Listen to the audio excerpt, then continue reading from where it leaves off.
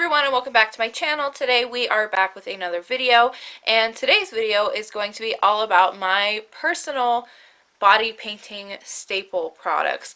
This is obviously not everything you're going to need if you want to be a body painter, but these are the things that I find I use most often, and if you're looking to start, that maybe you might want to consider, or if you have started, that you might want to add to your collection. Again, this is just for me personally. It's not like necessary, but it is what helps me out and what I find personally works with how I paint. So I just want to kind of sit down. It's not going to be the longest video in the world, but I did want to show you some things to consider or to look into if you did want to body paint yourself. So without further ado, we'll just get right into the video.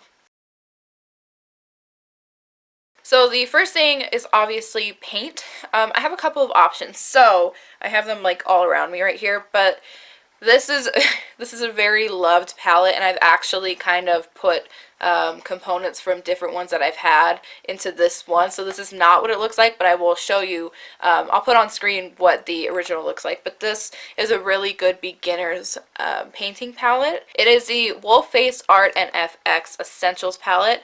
It has all of your basic colors in it. This is what my sad one currently looks like right now, because I'm missing some. I haven't bought it because I use like different paints now, but this is one that I still keep. I still use from time to time. These are wax based paints. They're still water activated and they still come off with soap and water, but unlike the other paints I'm going to show you, which are glycerin based, these are waxier, so they tend to grip on a little bit more, and you can't necessarily blend colors on top of them as easily, but they are a really good way to start off, and that's how I started off. I had these for a really long time before I actually continued to like branch out and buy different paints. So I highly recommend those. They're a great price point. They have all the basic colors that you need, and if you're wanting to start out, or if you do body paint, I do recommend these as well, just to have. They're definitely smaller. I'll kind of show you the size difference, but they're definitely smaller than like your average paint, but they last a really long time. They're really pigmented. I do really recommend these, especially if you're a beginner. They are a staple and will continue to be a staple in my personal collection. Yeah, highly recommend. Obviously, the next ones are going to be probably the most well-known, which are the Mehron paints. I have the Basics palette, the Brilliance palette. I have two of these pastel palettes. I think that's it. Do I have four? Yes, I think I have four. So I have four of these just palettes, and then I have a bunch of single paints. I have red, yellow, white, and black from Mehron. And then I also have a bunch of this is a Graftobian Pro paint. I have several colors from them as well. So Graftobian and Mehron paints are also a huge staple of mine. They're definitely a little bit different. Graftobian paints are a bit softer than Mehron paints, but they're the exact same thing pretty much. You'll just find, especially if you're using like the white or black for details and you keep dipping into the paint, you'll find it's a little bit softer than the Mehron ones, but I do love both of them. They will always be a staple. I mean, I can't paint without them. So I also highly recommend the Mehron and Graftobian paints. You can buy them separately or in palettes. They're really affordable. They last a really, really long time. I always keep a white and a black. I have about two of each because those are the colors that I use the most, but they're really affordable. Highly, highly recommend if you're a body painter or wanting to get into body paint. I'm pretty sure if you are one, you use them, but if you are looking and you can afford to kind of bump up the price just a little bit, again, affordable but more expensive than the Wolf one, highly recommend the Mehron ones and the Graftobian ones as well. Personally, for me, I also like to have cream palettes available. I like to sometimes use those, especially for bases. If I find that the paint is too streaky, I like to have a cream base and then I can kind of mess around on top of it. So obviously the Makeup Forever ones are very well known. They're really, really good. I highly recommend them.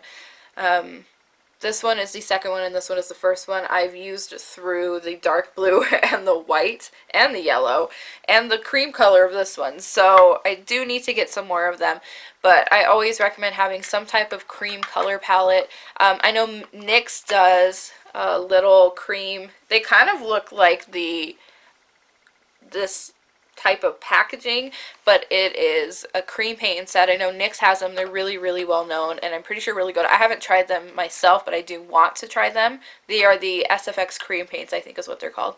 And I know Ben Nye does some, Graftobian does some, Mayron does some.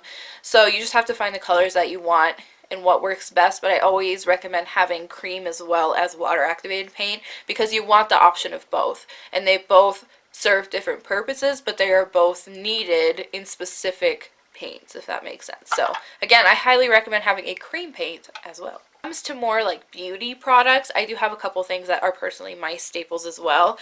I always want to have eyeshadow on hand, and I always want a lot of variety because not only for the eye makeup and the looks that I do, but sometimes I like to shade with it. It just is always helpful, especially when I do like colored blush or colored contour or anything like that. It's always a necessary product to have. And so I highly, highly recommend the NYX Swear By It as well as the NYX Modern Dreamer palette.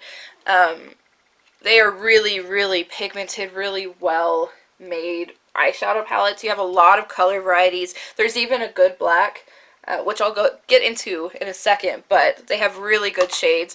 The Modern Dreamer is a little bit more colorful if you want some different colored options, but I don't think you need to get both necessarily, but I have both and I use both a lot. So for me personally, both of these are really needed for me.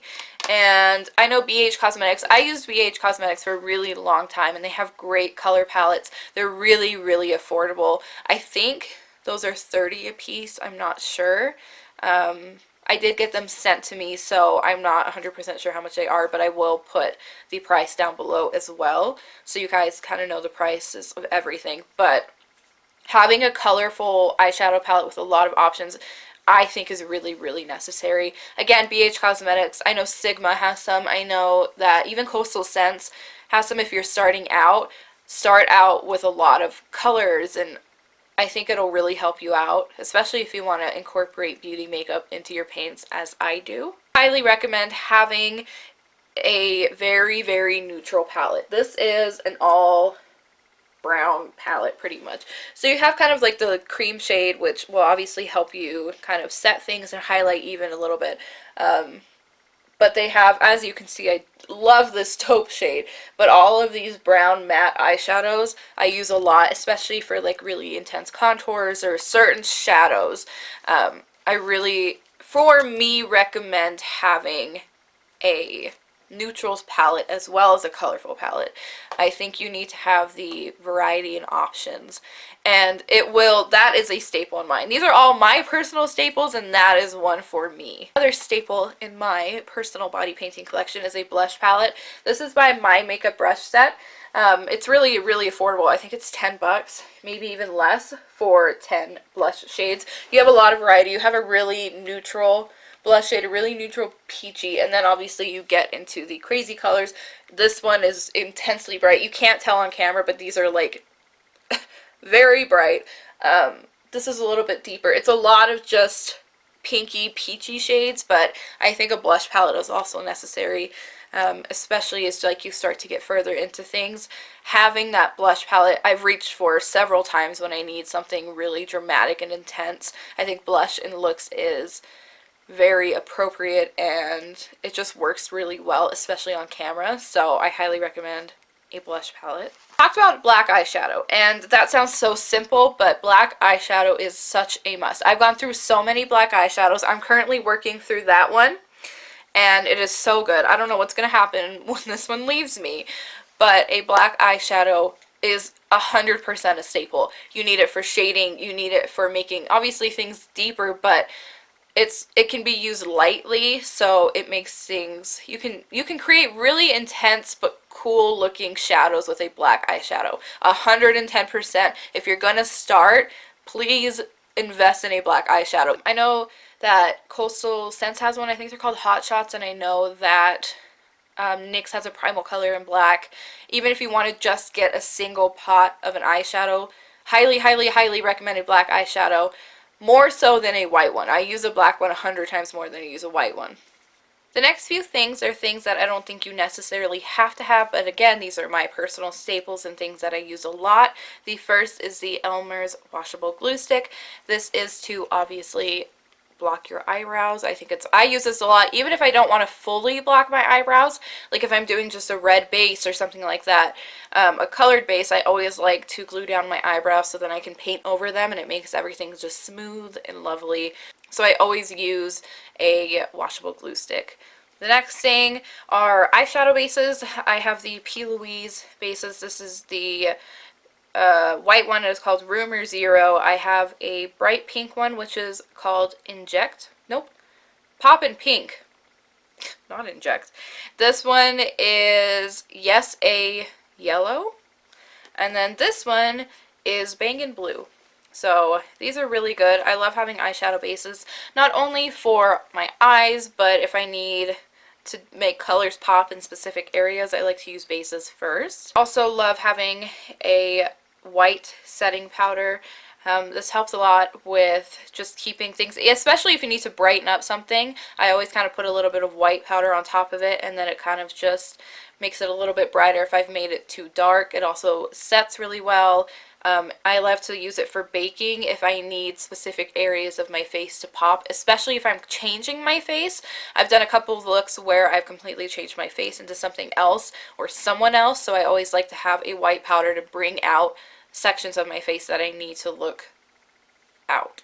I personally recommend having a spray bottle full of water instead of like a cup of water. I did use a cup of water for a long time, but I like to have a spray bottle to spray my paints first so that way they're not soaking wet, and I sometimes like to spray my brush if I find that's a little bit too dry for me. So I always use a spray bottle with water in it. This one was just from Target. I think it was $1 in the travel section. Highly recommend. I also use fake eyelashes a lot for Christmas. I did get the Celeste Los Angeles Premium Eyelash Book. There's a pair of eyelashes missing because I put them over here because I used them yesterday. But I love having dramatic eyelashes. I use eyelashes for every single look. They really, really enhance a look. I've also been able to practice putting on fake eyelashes, so I feel like I've gotten better at them. I love fake eyelashes in looks. Love them. Will always use them. Next thing that is a staple for me are makeup removing cloths. These are from QVC. My aunt did get them for me, but they are the Campanelli Fresh Face Makeup Removing Cloths is what they say. And one side is a little bit of like a more microfiber, and then the other side is thicker. This one has paint on it. But what this does is this kind of like, this buffs out stuff generally so you can kind of get everything out, and then you flip it to the other side, and this does like the really detailed deep work. If you do makeup and or paint regularly, please look into makeup removing cloths. They help obviously the environment a ton. You're not just using makeup wipe after makeup wipe and throwing them away. You can use these several times before needing to wash them, if that makes sense. I have 4 in total, and then every other Friday I wash them in the washer, put them in the dryer, and then they come out and you can use them again and again and again, and they are amazing at removing makeup. I highly recommend them. They obviously are more eco-friendly, but they also work really well. They're really gentle on your skin, and you save so much money. So much money. Have I bought makeup wipes? No, I haven't bought makeup wipes in over a year, which is so much money saved. So please look into them. They will forever and always be a staple in my personal body painting makeup journey. So those are my personal body painting staples. Again, these are things that you don't have to have, but these are things that I have, that I use daily, that I have found are continuously used over and over and over again, and I can't imagine painting without them. I really hope that this video helped you in any way, shape, or form. If you have any questions, you can leave them down below. There's a fuzz. If you have any questions, you can leave them down below, or you can message me on Instagram, whichever works for you. Please make sure to like and subscribe the video, and I will see you next time.